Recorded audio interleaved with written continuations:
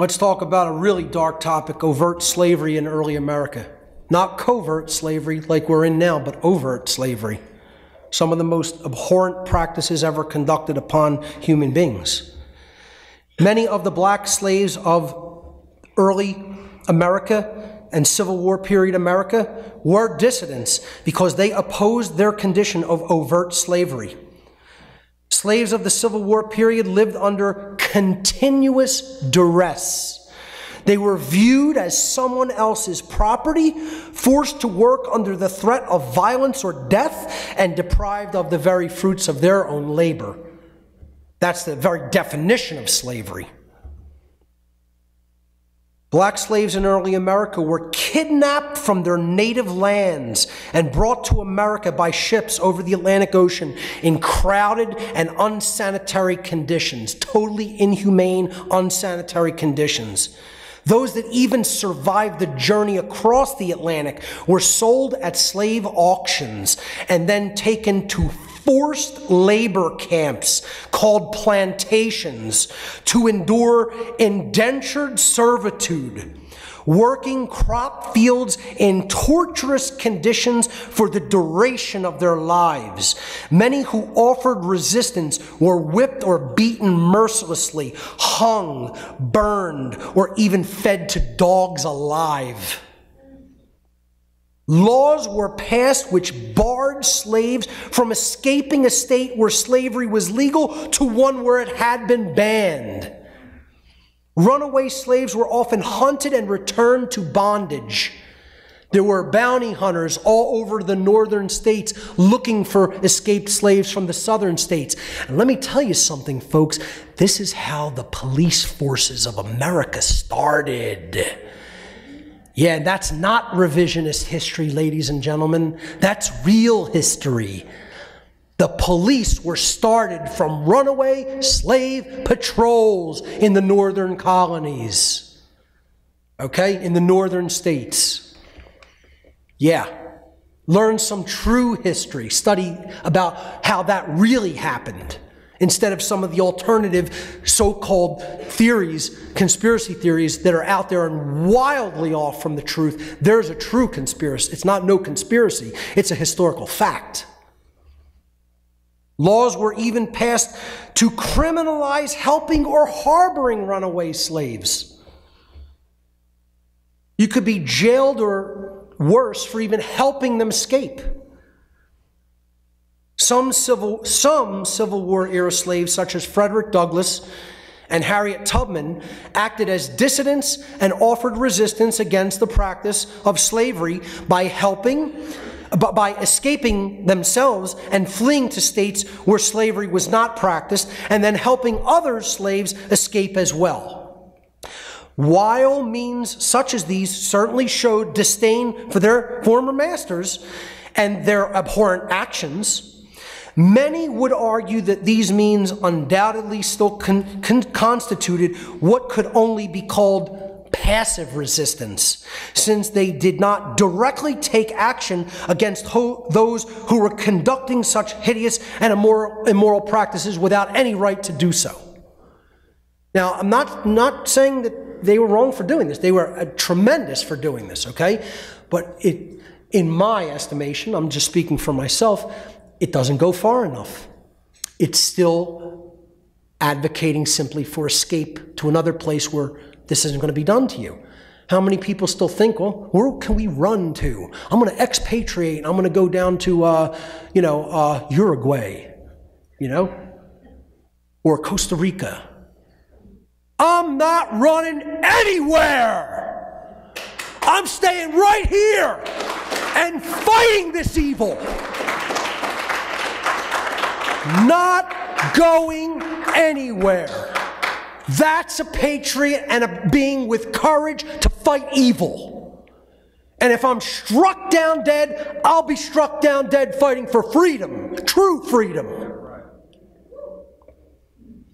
That being said, I commend their efforts to at least help, move slaves, former slaves, into a safe area when they had fled their oppression and enslavers, because so many laws and scenarios had been put in place to bring them back into indentured servitude. So they're to be commended at least for that. Who I commend much more and think of as true dissidents against this hideous practice were the slaves who actually physically rebelled against their masters. And let me tell you something, the media was at work as ever, painting it as something that, oh, this was a hideous, horrid massacre in Virginia. God forbid, beings that were being sold into indentured servitude and treated as other people's property were killing the people that did that thing, that horrible thing to them and put them in that condition. How dare they? How dare they kill their masters? You know? Imagine this, the media doing their job. You know, they're paid liars and paid deceivers. They were still at work then as they are today. Some slaves during this time period rebelled physically. There were many slave revolts, most of which were violently suppressed. Such revolts were subsequently downplayed or entirely covered up in modern historical accounts. Every slave ever held under these deplorable conditions and immoral conditions possessed every right under natural law to rebel against, physically rebel against, fight against, and even kill their enslavers.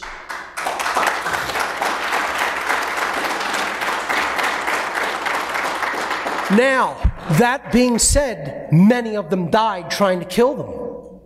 See, once again, I'm never claiming or promising anybody that a physical fight against evil oppressors is going to end well, or possibly even end with the person who's in the right still being alive. I'm just trying to explain to you the right exists, and their behavior was morally right. Morally right. Get it burned into the brain. It was a morally correct and right behavior. They had every right to do this.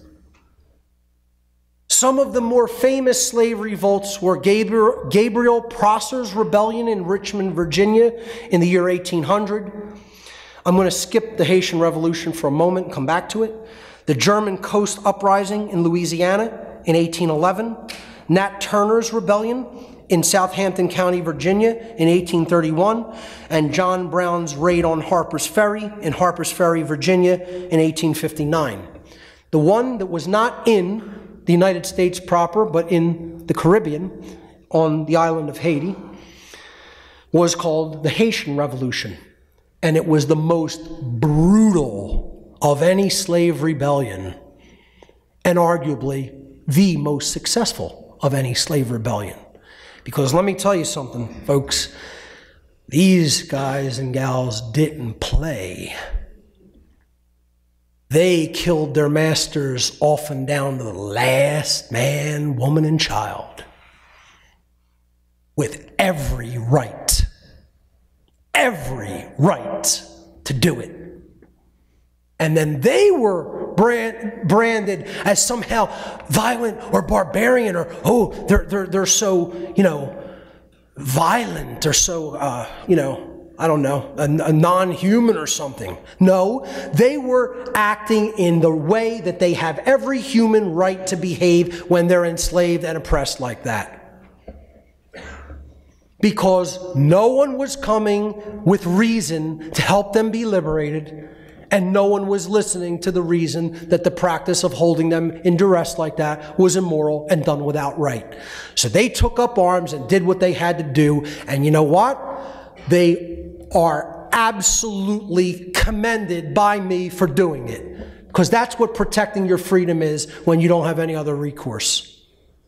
And we're going to come to a place like that, and it's going to make the Haitian Revolution look like a little boy and girl's tea party,